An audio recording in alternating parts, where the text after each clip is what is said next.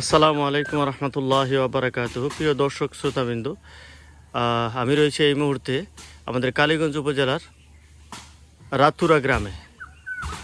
আপনারা দেখছেন এখানে যে কাঁঠাল গাছটি রয়েছে, প্রচুর পরিমাণে কাঁঠাল ধরেছে। শুধু এই কাঁঠাল গাছটি না, এখানে আমরা যতগুলো কাঁঠাল গাছ দেখছি অসংখ্য কাঁঠাল ধরে আছে। আমাদের আশেপাশে যতগুলো আমি গ্রাম দেখেছি, কোনো গ্রামে কোনো এলাকায় এত কাঁঠাল আমি আসতে দেখিনি কোনো গাছে। আপনারা দেখেন কি পরিমাণ কাঁঠাল। যদিও আমাদের গাজীপুরকে কাঁঠালের রাজধানী বলা হয়, এই কাঁঠালগুলো দেখলে বোঝা যায় কেন গাজীপুরকে কাঁঠালের রাজধানী বলা হয়। দেখেন প্রিয় দর্শক শ্রোতাবিন্দু, এই রাতুরা গ্রামটা পূর্বাঞ্চলের, ঢাকা যে পূর্বাঞ্চল সিটি রয়েছে সেই পূর্বাঞ্চল সিটির খুবই সন্নিকটে, খুবই কাছের একটি গ্রাম। আপনারা দেখেন কি পরিমাণ কাঁঠাল, মনে হয় যেন লতানো অবস্থায় কাঁঠাল হয়ে আছে। অসংখ্য কাঁঠাল পুরো গাছের মধ্যে।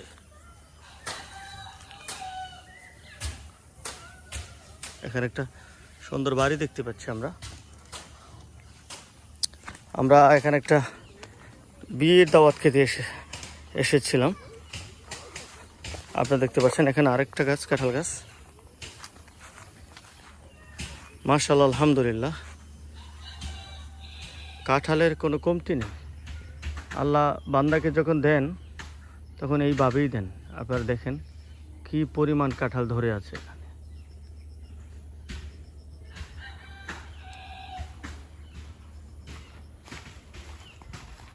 আমরা আরেকটা গাছ দেখাতে পারি আপনাদের।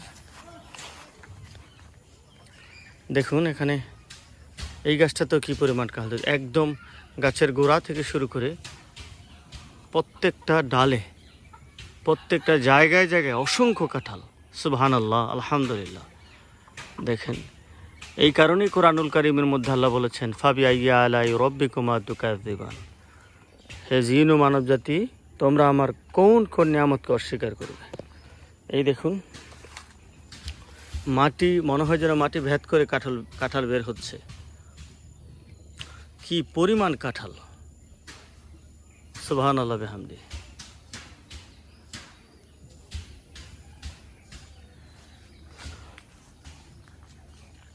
আমাদের গাজীপুরের কাঁঠাল সবচেয়ে বেশি সুস্বাদু হয়ে থাকে, সুস্বাদু কাঁঠাল হয়ে থাকে।